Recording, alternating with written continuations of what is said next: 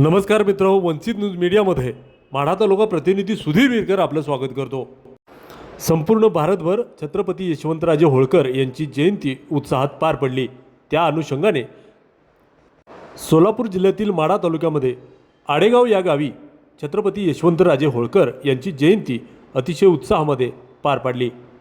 ज्यांनी वयाच्या अल्पावधीतच यश शिखर गाठले असे यशवंतराजे होळकर अवघ्या 29 वर्षात या जगाचा निरोप घेतला, परंतु इंग्रजांविरुद्ध तब्बल 41 लढाया लढले आणि एकही लढाई न हरता जिंकले। अशा शूरवीर पराक्रमी राजाचा जयंती उत्सव पार पडला।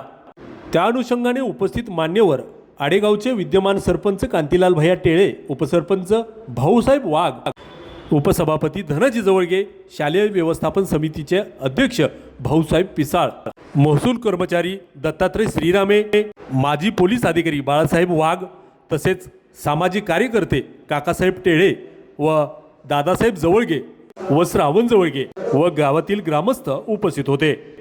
कॅमेरामन कुशकुमार जाधव सोबत सुधीर विरकर, आडेगाव।